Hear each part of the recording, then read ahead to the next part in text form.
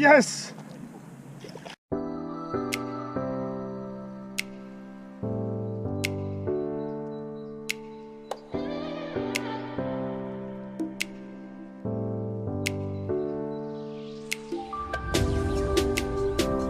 Ok, j'y vais là. Yo, salut tout le monde, nouvelle vidéo en mode confession nocturne. Je viens de passer le bac de français aujourd'hui, ça fait du bien d'être en vacances. Et partez pas, rassurez-vous, je vais pas vous parler de l'oral de français, même si j'ai fait ma petite fiche. Mais aujourd'hui, je vais plutôt vous apprendre à rater votre compétition de pêche.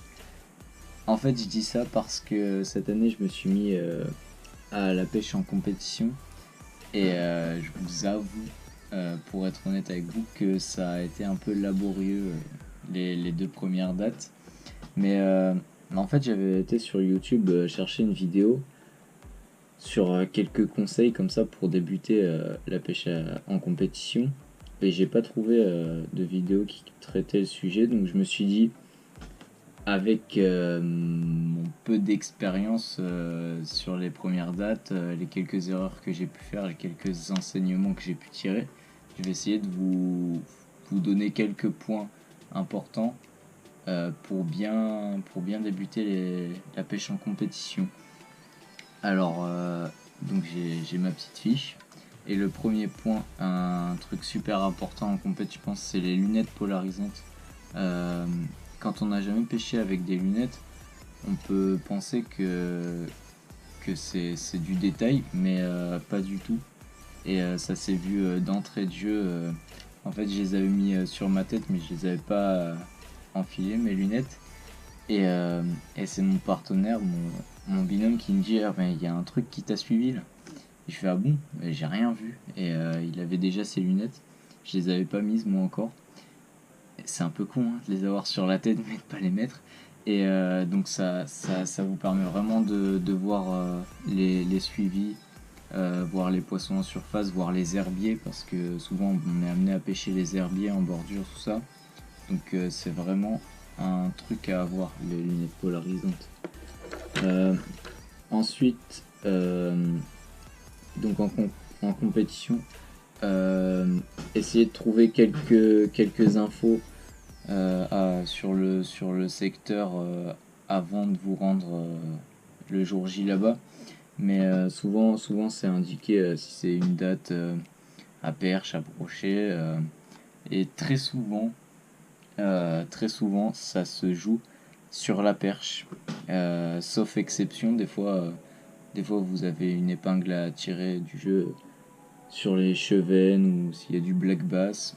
Mais dans 80% des cas facilement, c'est la perche qui permet de se classer. Et, et d'ailleurs, je crois que sur les deux premières dates que j'ai fait, il n'y a eu que ça, que de la perche.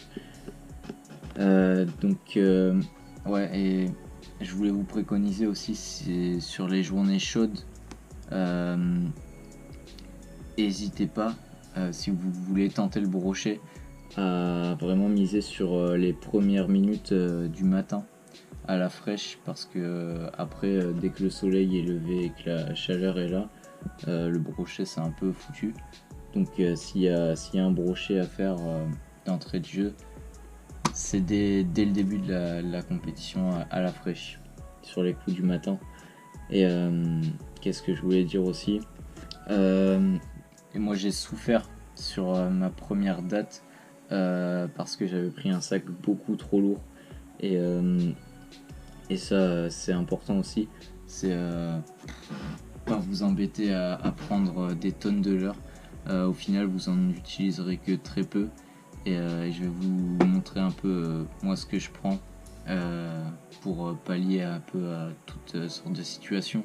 Mais vous verrez vite qu'il en faut peu en fait. Donc, pas trop s'encombrer. Essayer d'avoir des poches pour avoir sous la main l'affiche, la réglette officielle et un stylo. Et des pinces, ciseaux, quelques accessoires, mais surtout aussi avoir une bouteille d'eau dans son sac, parce que Sur la première date, j'avais Nio, j'avais un sac qui devait faire 5 kilos. Et il faisait super chaud, c'était un temps assez lourd. Et j'ai vraiment souffert de ça. Je suis pas rentré en forme à la maison. Mais voilà. Donc pensez à l'eau aussi. Prenez un paquet de biscuits en route. Et donc pour vous présenter un peu les leurres qui vont ressortir en compétition. Donc comme je vous ai dit, ça, si vous pêchez la perche, je donne des conseils très généraux, hein, mais si vous voulez pêcher la perche, alors ce qui marche souvent bien pour déclencher des poissons rapidement, c'est la palette en début de saison notamment, et même pêcher au crank en surface, sur les bordures, dans les herbiers. Mais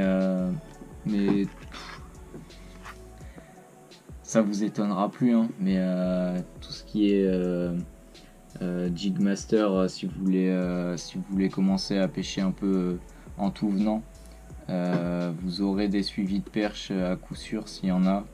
Vous toucherez du brochet s'il y en a d'actifs. Sinon, pour pêcher plus dans le détail les perches, vous avez celui-là. Même si vous n'êtes pas à l'abri de toucher un brochet, mais là c'est un peu plus risqué. Et donc le 6 grammes, le 4 grammes, c'est une tuerie. Et sur la dernière date, je mettrai peut-être des photos. Il s'est fait des gros poissons avec juste ce petit plomb et cette palette là. Il s'est fait des perches de 40. Big up à Stéphane, s'il regarde la vidéo. Je mettrai la photo de sa perche. Et aussi le dernier arrivé, je le représente rapidement, c'est le Crazy Bug. C'est le même principe, sauf que il va vraiment nager en surface, donc s'il y a du chevenne, ou sur vraiment les pêches de surface au-dessus des herbiers si c'est très encombré. Ça c'est pour pêcher vraiment juste sous la surface. Ça s'y prête très bien. Sinon, oui, donc pour le brochet, donc si vous voulez quand même pour la conscience avoir quelques leurres à brocher, ce qui marche bien et ce qui est pas trop encombrant, c'est d'avoir un leurre souple qui passe partout et qui nage à peu près à toutes les vitesses de récupération. Moi je pense personnellement au Can Thumper de chez Big Wheat Baits. C'est un leurre que je peux très bien monter en texan. Ça fait un taf redoutable en texan dans les herbiers. Mais autant là j'en ai un de monté en 5 grammes et ça peut aller jusqu'à 15 grammes. Enfin, il nage tout le temps.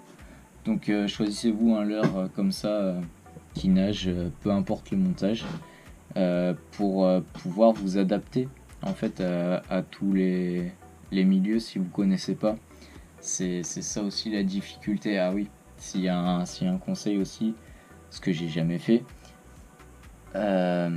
allez préficher si vous en avez l'occasion, la date pour vous mettre en condition en fait, parce que souvent à la fin de la compétition, en repartant on se dit que si c'était à refaire le lendemain, bah, on ne ferait pas les mêmes choses, on n'irait pas aux mêmes endroits et en fait on saurait directement vers quoi diriger sa pêche. Voilà. Donc n'hésitez pas à préficher si vous le pouvez les dates. Ensuite, ouais, pour les leurres souples, du coup pour la perche, ce qui est redoutable en début de saison, c'est les tout petits leurres. En fait, en plus des palettes, les tout petits leurres qui vont imiter des petits alevins comme ça en 2 pouces max, monter en direct sur une tête plombée, il n'y a pas de souci. En fait, c'est parce que en début de saison, il y a beaucoup d'alevins. Si vous trouvez des boules d'alevins, mettez ce genre de leurre. Les perches, c'est obligé qu'elles seront pas loin. Donc voilà, des petits leurres pour pêcher dans les bancs d'alevins. Et en hiver, à l'inverse, j'ai pas encore fait de compétition en hiver, mais ce qui marche bien sur les perches, c'est le drop shot. C'est une technique à revoir aussi avant d'aller en compétition. Le drop shot, ça permet de pêcher beaucoup plus ciblé et beaucoup plus lentement sur des poissons qui en hiver seront beaucoup plus lents. Et la petite technique en drop shot, il me semble, c'est de commencer gros, 3 pouces, et descendre vraiment si on n'a pas de touche, et finir sur du tout petit leurre si vraiment les poissons sont tatillons.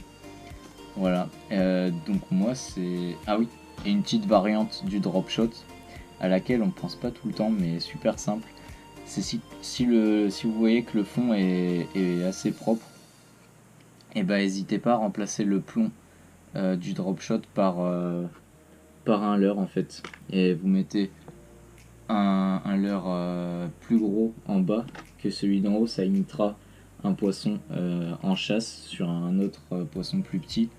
Vous pouvez varier le type de leurre, mettre un finesse en bas et un shad en haut, ou l'inverse, pour pouvoir aussi varier les coloris, mettre un coloris flashy en bas et naturel en haut pour voir sur quoi sont les poissons en fait, sur quoi vous prendrez les touches, et ça permet de rentrer du poisson facilement si ça accroche pas, parce que du coup le risque d'accro est de nouveau assez élevé.